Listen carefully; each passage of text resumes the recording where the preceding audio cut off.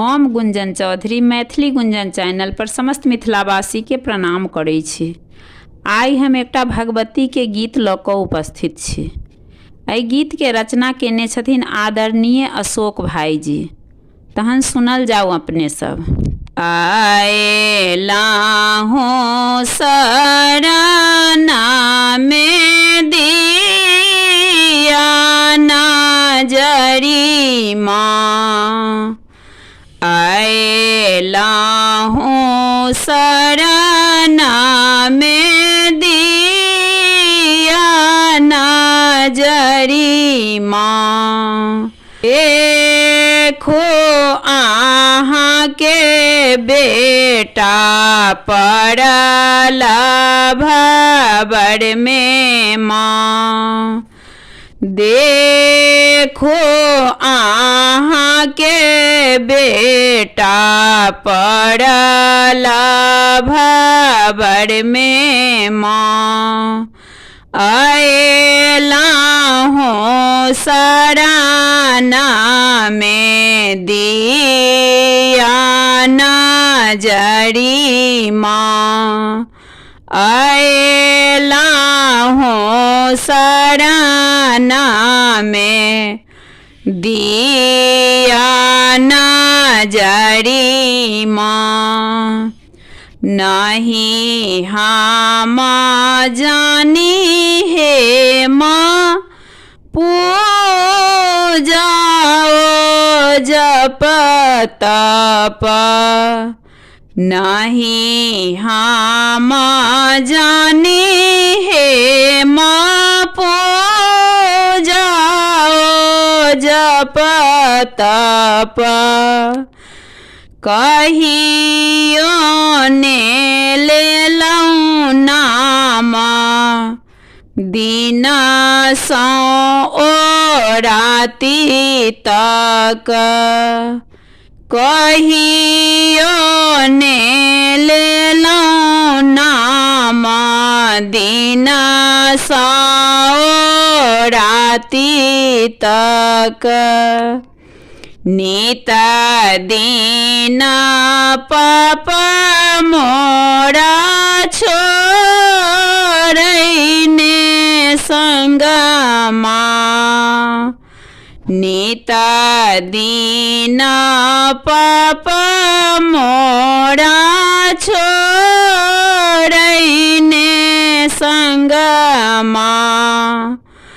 आएला हूँ शरणा में दिया नजरी माँ, आएला हूँ शरणा में दिया नजरी माँ।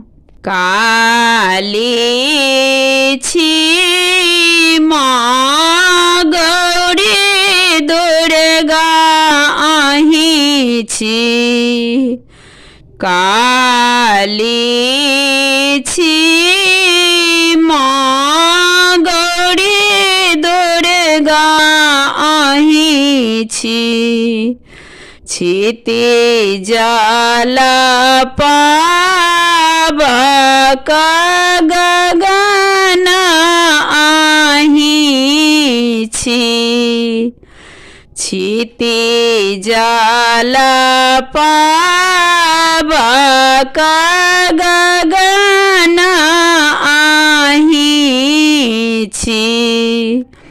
आही छी माँ आदि अनंत से हो माँ, आएला हूँ शरणा में दिया नजरी माँ, आएला हूँ शरणा में दिया नजरी माँ।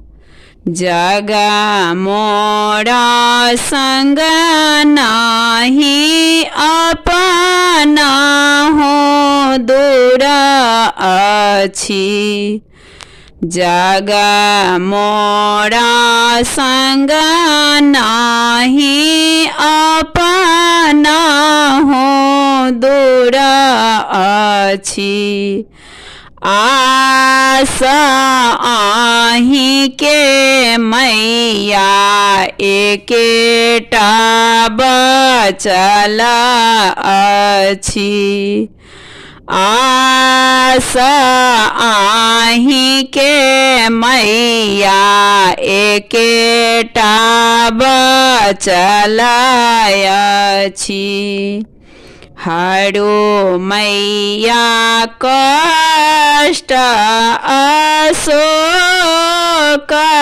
के हे माँ हरो मैया कष्ट अशोक के हे माँ आएला हूँ सराना में दिया नजरी माँ आएला हूँ सराना